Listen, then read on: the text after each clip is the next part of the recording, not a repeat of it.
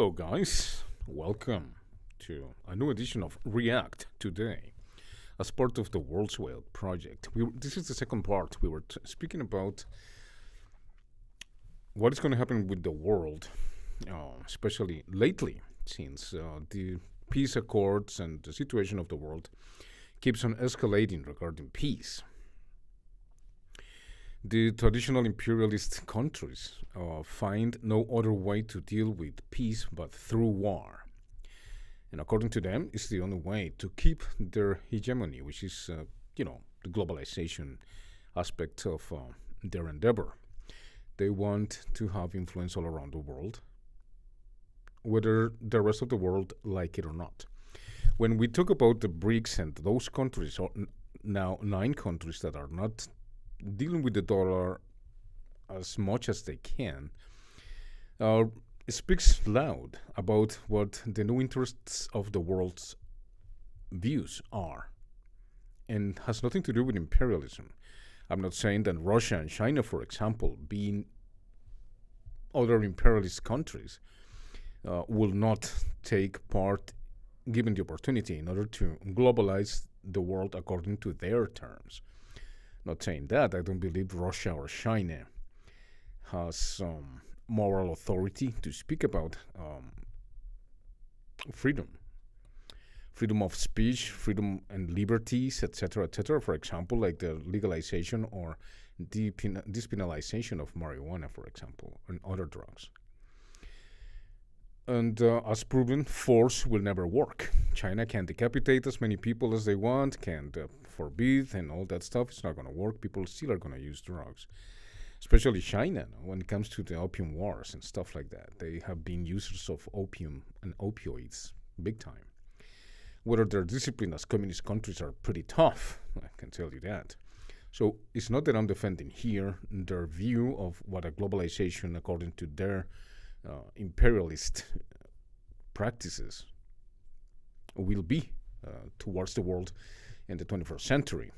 Same with Russia, not condoning them or giving them a heads up to take over the world. No. The problem is that when you see the main actors on imperialism throughout history and what they have done, well, it doesn't speak well either about capitalism or democracy itself, which doesn't exist in many of the countries that pretend to be democracies. The point here is if the United States, England, and France, with Israel and the European allies, keep on pushing on Syria, haven't proven that their imperialist tactics don't work, like Nikki Haley is doing on the United Nations Security Council, like she's doing in the United Nations regular meetings, which is to accuse Russia all the time of, and the United States and Canadian and British media, pushing against Trump and pushing against its policies. It's like Democrats and Republicans are divided with the only purpose of fight for power. They protect the same interests of the corporate intelligence, which I explained in the book In Gold We Trust, Our Path to Eternity, with more detail, and of course have mentioned throughout these programs. The world has come to a point in evolution in the 21st century that neither of them, not the Russian, not the Chinese, not the British, Israeli, United States, and France's imperialist views either are going to work, because they are based on private corporations, and private corporations specifically, are to absorb the state's institutions or institutionality in order to provide services and goods that are privately oriented. That means profit. So the social fabric tends to end. And with the robotization and the mechanization of most of the trades and professional jobs, it's very difficult to see a future here in their terms, because they want to keep on doing what they have always have done, which is control the world according to their terms. And if there's a country that is not agreeing with their terms, invade, destroy. And the first thing they're going to put, banks. The second thing, corporations in order to rebuild what they destroyed themselves. So that doesn't work. The 21st century has proven that with the separation of many countries like BRICS that want to create their own economy and are trading with their own currencies. The only way for the United States, England, and France to carry on with their old-fashioned purpose of imperialism is war. They want to look for peace through war. That doesn't work. If they're going to go against Iran, Iran is already, let's say, somehow controlled. If you see, there's more than 40 bases, foreign bases around Iran. So it's contained, literally, in case of war. The point is that Iran has a lot of power. When it comes to war, it has a lot of war power and also has some allies that for the last 10 years have understand that they have to unite in order to defeat, if necessary, the Western world policies when it comes to banking and usury, that loans and International Monetary Fund, World Bank, etc. The president of the International Monetary Fund, Ms. Lagarde, Christine Lagarde, said that it's not good that countries are leaving the International Monetary Fund or their practices and laws, which is to borrow on usury to other countries. And the so-called democracies in the third world countries have to obey the United States policies when it comes to Central and Latin America, or they will use whatever means necessary, which is one of the phrases that it's now in vogue. By any means necessary, that includes war, of course. Well, the history behind Central and Latin America is very dark. You know that, and if you don't, you do have to do some research on this matter. So democracy, in terms of imperialism, is a contradiction, a total contradiction that doesn't work, and it shows that democracy is a myth, really, that doesn't work for Latin American countries, especially when corporations ask to those corrupt politics to guarantee them that the reforms that they do, like in Mexico, Central America, Guatemala, etc., Chile, Colombia, are going to provide their corporations, American, European corporations, Canadians, and others, the guarantees that they will do as they will, and that they will exploit the resources of those countries, no matter what. Even if that implies that people are going to be displaced from their territories, that paramilitary groups are, like in the case of Chiquita Brand, has been proven that they use paramilitary groups in order to displace people and take territory. And since Guatemala's days, in the beginning of the United Fruit Company, we all remember what happened there. They opened territories with the excuse of giving technology to such a poor country. And they opened a railroad, and business didn't work as it seems. A lot of people died during the construction of the railroad, more than 4,000 guys in the first 40 kilometers, just to mention something about it. And the United Fruit Company asked the government of Guatemala to give them territory, and that's what the government of Guatemala naively did. And the appropriation of millions and millions of acres of land in order to produce bananas, etc. They then associated with a merchant fleet in the United States, in Boston, I believe it was, where the train and the merchant company with ships, of course, went into the port to export the bananas on time, because bananas is a fruit that decays pretty soon, pretty fast. That's why it's a little expensive, etc. But then when the government of Guatemala decided to no, with Arbenz in 54 said, okay, no, we cannot live like this. Corporations are taking over the whole country. We cannot tolerate that stuff. Then they used the propaganda master that make women smoke in the 20s by saying that women look good and independent when they smoke. And women start smoking as a fact with these propaganda ideals and methods that is to engage the people on emotions instead of reason. The point is that they carry on with these policies, and when Arbenz decided, Colonel Arbenz decided to take over the land and said, okay, no, we're going to nationalize. He was accused of communism, which was one of the tactics that were used by the same propagandist leader in those days that sold cigarettes to women from then on, in order to accuse Arbenz of communists. And of course, the CIA and other operations started working on that, and we know the story of Guatemala. Arbenz was defeated. They put another colonel as a puppet, and the United Fruit Company got back its territory, and Guatemala entered never-ending war until 1997, I believe it was, 94 or 97, where finally Guatemala saw the end of such a civil war, and disastrous, horrendous massacres occurred, and extinguished, like they said, a genocide of the Mayan people that has been denied, of course, by the American historians, but it's totally true. We're talking about that hundreds of thousands of people and First Nations, in this case, Mayan people, killed by government forces. The same happened with the taking of Panama. The same happened with Chile in the south, when Kissinger said we don't want another Japan in the south with Mexico, etc. So when we look at these imperialist methods and tactics in order to keep democracy in countries that only serve them as client countries, it is not a good example. When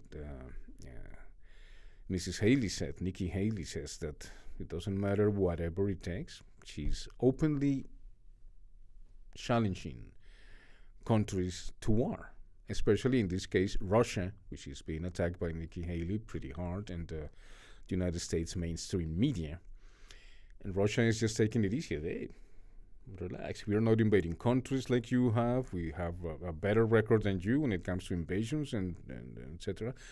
And they're pushing the punk band here in Canada that the guys were poisoned, this and that, in order not only to push the crimes of the ex-Soviet Union, the Russian Federation. I said USSR because USSR, as you know, they signed countries that belonged to the former USSR have aligned with Russia and Iran in order to protect the Caspian Sea from foreign investment. The BRICS, the fact that these countries are defeating in many ways and aspects when it comes to tariffs the United States imperial tactics with France, Israel, and England. I hope Canada don't get along with those tactics of war against Iran. It might do so, and that will make Canada a target. And because Canada has a lot of immigrants from all around the world, we have the right to speak our mind, and that's what React today is trying to tell you. React today to these circumstances. The 21st century is calling desperate, in other words, to transcend these old-fashioned schematics that has to do with imperialism, and the only way to impose it in the name of democracy, which is a total lie, because I don't see democracy in Libya. I don't see the results of the democracy so mentioned and supported by the mainstream media in the United States in Iraq, when they started creating division between Sunnis and Shias, something that never happened before in the history of Iraq. And the aftermath of their democratic intents, which is a total lie, it's just that they want to control the resources and want the corporations to take over those countries like they did in Central and South America. Well, it's not working. This is obsolete. You have to understand that the only way to create peace is by letting people be autonomous, so that their sovereignty can be and developed according to what true democracy was supposed to be. China, Russia, BRICS, that is Brazil, Russia, India, China. And South Africa. What is going on in South Africa now? Taking land from the people that owned their land has become normal practice now. Looks like they're back to the beginning, only closer to the end. And that's what the world is looking for. The world is back to the beginning, only closer to the end. Back to the beginning, meaning the independent wars. The independence wars nowadays are because of the imperialist tactics and methods that people are sick of it, especially now that information is more accurate and that we can access it more accurately too, more precise. So we cannot let politicians and foreign countries just speak their minds when we have proven throughout history that imperialism is obsolete and it doesn't work. Globalization is the last stand of imperialism. And when they associate, they create that kind of movement, which is globalization, which is not working. Say it again. Globalization can work when there's peace and there's justice and there's economies that work for everybody, and banking systems and trade that works for both parties or all the parties. But when you can see, for example, NAFTA is an example of it. Yeah, this week NAFTA is on the table. Today, for example, Chrystia Freeland from Canada, Foreign Affairs Ministry, is there trying to talk with the United States and Mexico. It might happen that it's not going to be an agreement. It's been said that if Canada doesn't find a solution for this matter this week, well, Mexico and the United States will carry on without Canada. The issues about Canada and Saudi Arabia, for example, the last menaces and threats that Saudi Arabia has given to Canada. The investments and money making of Canada when it comes to vehicles and exports that Canadian military in this fabric in Toronto sell to Saudi Arabia. But I don't see Canada speaking out on their investments in Central and South America. I don't see Canada speaking about the human rights there. I don't see that. I see Canada supporting the United States policy. And in countries like Mexico down to the Patagonia, Central and South America, well, are in crisis. President Correa is being persecuted by the new government, which asked the Interpol to detain Mr. Rafael Correa, the ex-president of Ecuador. And Interpol says, no, we don't find any value here. I think you are breaking international law, said to the new government of Ecuador, and he's not going to be arrested or anything like that. The same is happening in Colombia, and people are thinking about Venezuela, but the real factor in Central and South America on this hemisphere is Colombia. Maybe not in the United States and Canada, because who cares in those countries. But in Central and South America, the real issue is going to be Colombia, because Colombia is a client country of the United States, and if the United States decides to go to war, it's very sure that the new president is going to support the United States policy. Not only on that, but now that there's no war, the land of the peoples and the peasants, which are now 8 million displaced through war, by war, are not going to be returned to them. The land is not going to be returned to them or given back to them according to the peace treaty that was signed with the oversight of European countries, which didn't care what was going to happen with the elections. They didn't send the promised and logical outcome of this peace process in 2016, which was the president of Colombia gained the prize was awarded the Nobel Prize. And there was no follow-up in the elections, which was, of course, proven by more than one, even including members of the European Parliament, to be not clear, not transparent. In other words, there was fraud in those elections. In order for this president, Mr. Duque, to have the presidency, because he's also the president that protects the United States interests now that there's no war, the land is for corporations, foreign corporations, Israelis, Mexicans, Americans, and Europeans to take over. Those are the major the major corporations that are, for example, reaping the benefits of the marijuana crisis, when people in Colombia were killed, assassinated, bombed, and such a violent crisis for decades. Just for this government to protect American, Israeli, Canadian, and foreign corporations. I mean, if you want democracy to work in third world countries, which you don't, and I'm talking about the powers that be, the world, you're taking the world to an abyss. You always have, but in the 21st century, where there's nothing but nukes all around the world, and you're pushing to war in order to keep your so-called peace in the name of human rights, for Christ's sake, nobody believes you guys anymore. So imperial countries are obsolete. They need to go out in the trash. And the sooner you imperialist countries understand that, less war is going to be. We need leadership all around the world. We need leadership in European countries. We need leadership in the United States. We need leadership in Canada. We need leadership everywhere. Or we're not going to make it half. We're not going to make it to 2050. No way. If the United States, Europe, Israel, Saudi Arabia keep on pushing on Iran or in Syria, Idlib, for example, is one of the examples. ISIS is there. The United States is opposing and telling Syria not to invade because they're civilians. And yeah, right. What they're doing is protecting the terrorists right there. That's what they're doing. They're not really interested in taking ISIS out of Idlib because they want Syria to not to win the war, to be defeated any way possible, by any means necessary, as Nikki Haley has said.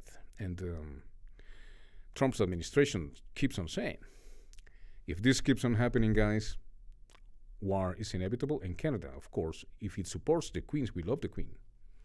Nothing against, I don't know, well, there's a lot of discussion about it.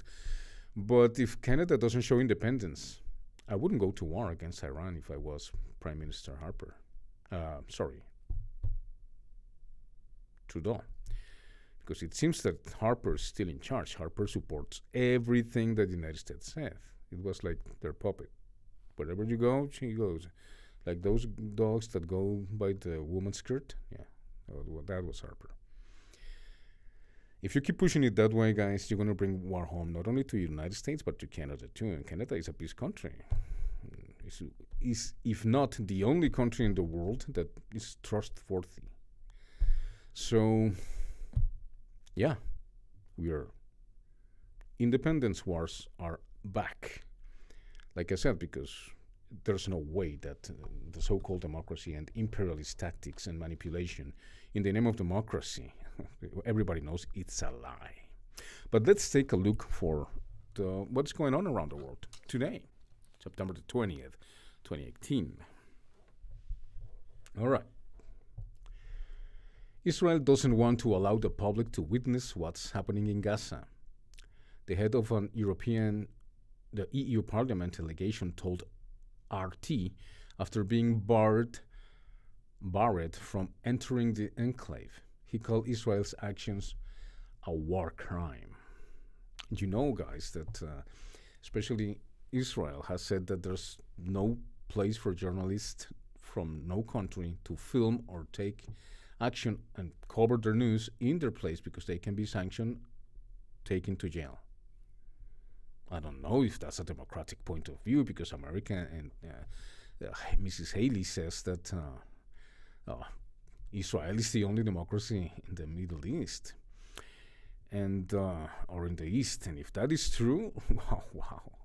What kind of democracy is to kill innocent people, shut the press, kids, bombard in the name of defending themselves with phosphorus bombs and attack Syrian positions in the name of defense? I don't think so, Paul. I mean, it's obvious that you're lying and you keep the lie. You think that people don't know, and we do know. We understand that you have no intentions of looking for peace. Mosul is divided. Mosul is one of the, last stands of ISIS. It was taken last year by the Syrian army and the Syrian government, Bashar al-Assad's army. And I don't see why there's no reports here in Canada at the CBC regarding journalists, Canadian journalists, independent journalists that proved that the white helmets are not such thing as a good guys. How can you're going to receive them with all the perks necessary? Even better than for refugees, even better than Canadian citizens, because according to the government of Canada, these guys are the guys. They are protecting the people, thousands and thousands of people. They don't receive government funding and stuff like that. It has been proven by Canadian independent and European and American independent serious journalists that are looking for truth, that that's a lie, that the White Helmets are not such a nice organization, that there have been stationed scenes for the Western media in order for you and I to support the attack of the Europeans, Americans, and Canadians intervention in Syria in order to defeat the president. I don't think it's going to happen. And apart from that, we don't have half of the truth by the Canadian media. I don't see them being interviewed, for example, the independent journalists. I don't see them interested in finding out the truth about Syria. Eva Bartlett, for example, she's a Canadian independent journalist that has been around the world, and she was with her boots on in Syria, in the Gaza Strip, and places like the West Bank, where she noticed what is really going on. And if a democratic country like Israel, which said is democratic, keeps on bombing and killing innocent people as far as 700 meters far from the border, which has an 800 kilometers border wall, 20 or 50 foot high, and it's democratic? I don't think so, pal. But it's not only me, it's the United Nations and the European Union that is saying, hey, what's going on with you guys? This is anti-democratic, and this is against the war treaties to kill innocent people. Well, Mosul divided, Iraq's second largest city and the former Islamic State capital, is still reeling a year after the terrorists were driven out. Bad blood and thirst for revenge still divide people there. That's exactly what tactics of divide and conquer are looking for.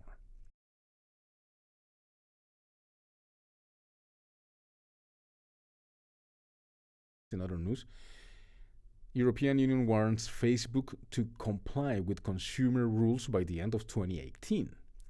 That is, social media giant Facebook has until December to explain what it does with the user's personal data and how it shares their information with third parties. A top European Union official has warned, saying her goodwill is coming to an end. Why is that? Because Facebook and Google uses the tactics of Las Vegas casinos, that is, to make you addictive to the media and the use of Facebook and Google. Nice platforms, awesome platforms. I'm not saying that they're not, but when they share the information to police, to intelligence agencies, to people that are looking for others that think different, that are researching and looking for the truth, to persecute them, to isolate them, to cancel their channels. Well, I don't see that as democratic as it seems. There's a crying for new platforms. I have to say something. I went 4 years ago to an entrepreneur meeting where this country were supporting entrepreneurship.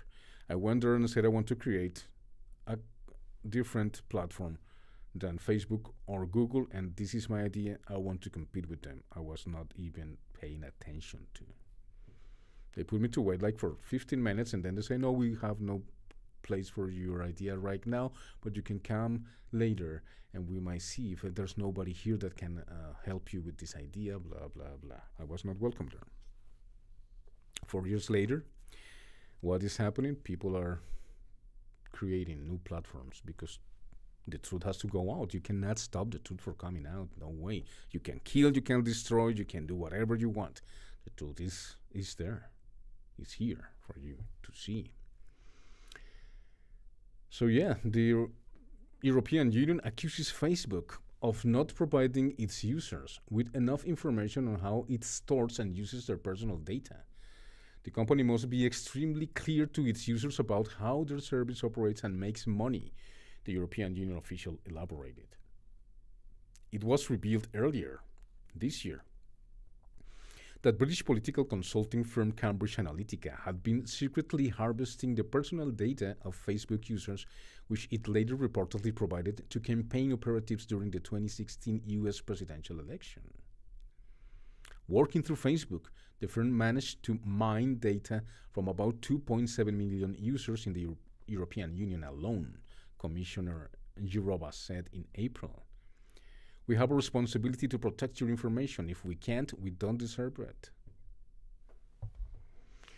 Yeah. So, as you can see, there's things here that we need to approach very seriously.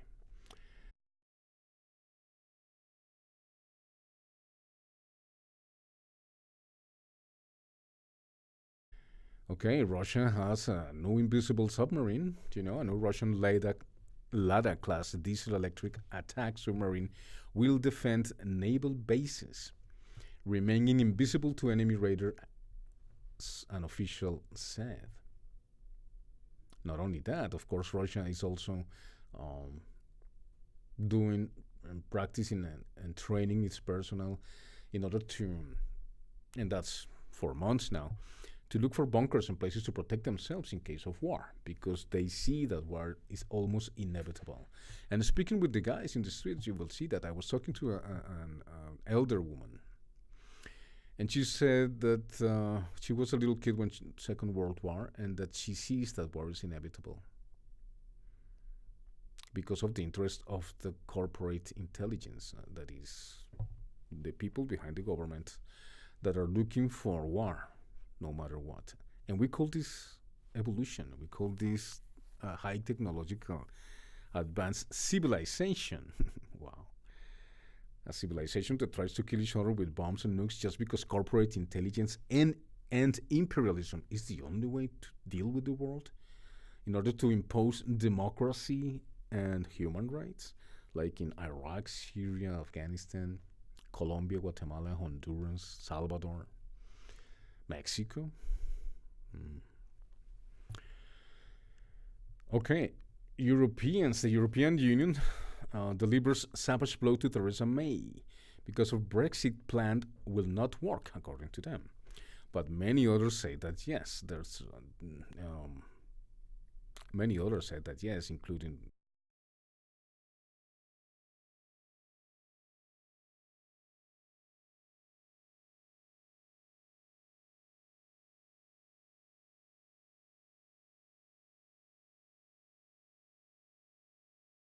What can I say about marijuana?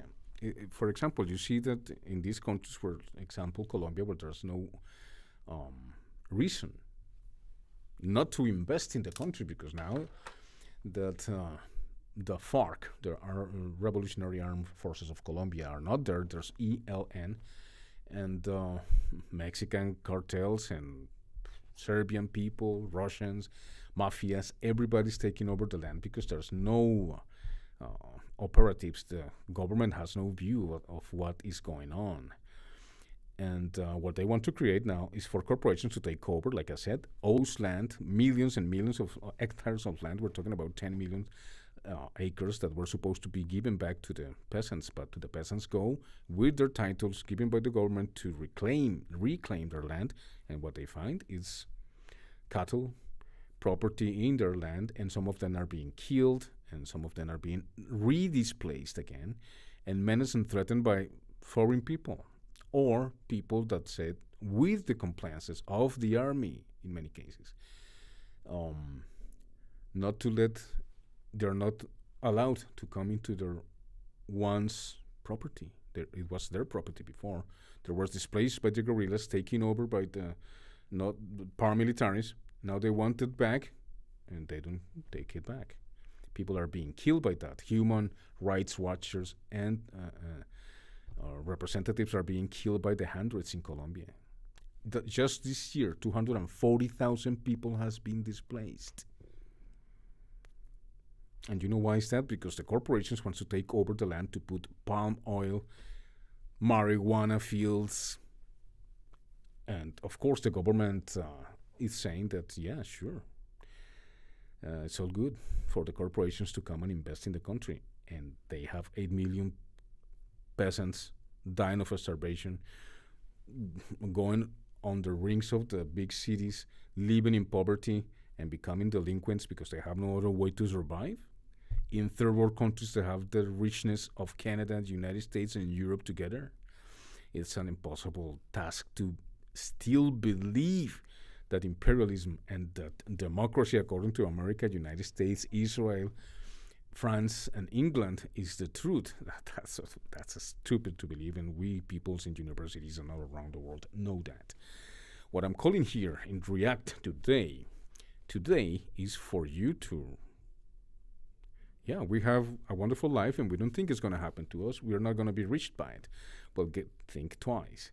If Canada supports invasion of Iran, if Canada supports the invasion of any other country, and keep taking immigrants like hell, like Germany, things are going to destabilize the world more than it already is.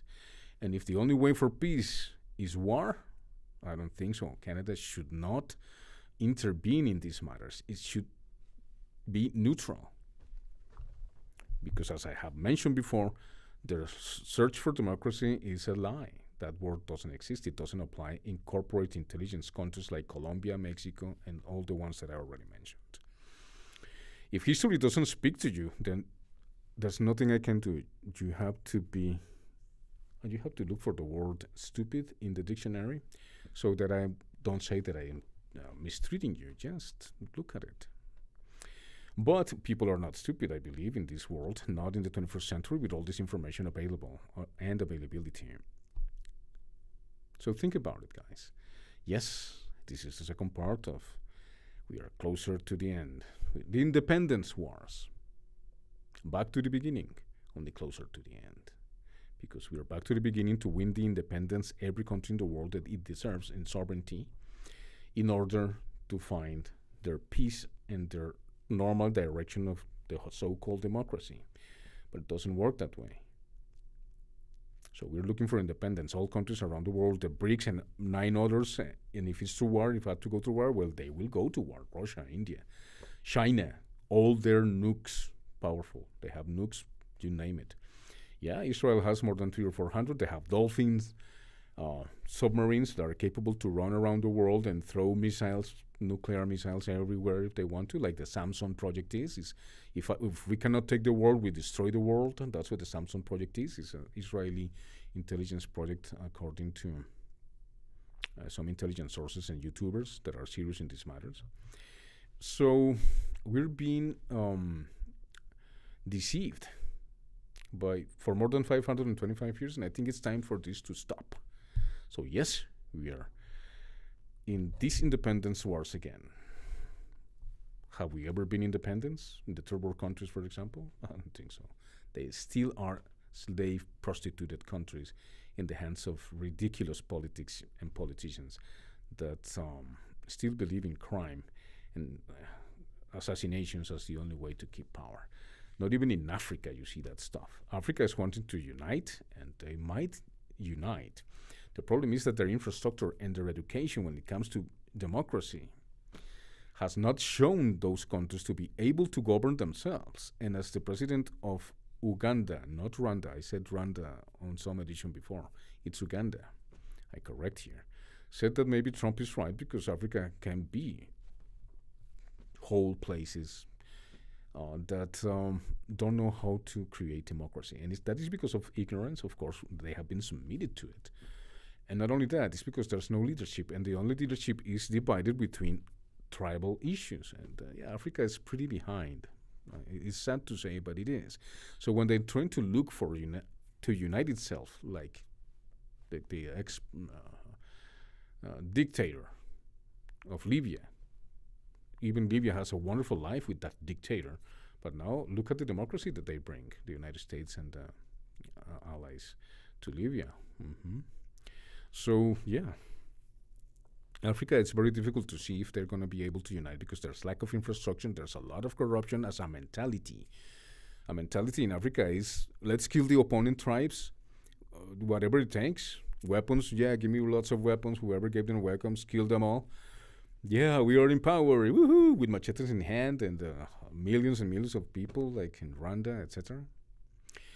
And the people that get in power get rich, and the others killing each other in the name of tribal issues, etc. So, wow, that has been historic. So it's very difficult to see Africa coming together in the sense that they can create their own money and their own trade and currency and infrastructure in order to do that without asking the International Monetary Fund, the World Bank. Wow. to save them from such crisis. So it's a terrible situation there in Africa. You don't know what is worse, Central or South America. But the point is, the whole world is involved in these independence wars that are taking us closer to war. And yes, independence wars are back to the beginning, only closer to the end. For us, for the country, for the world. React today. Au revoir. Bye-bye.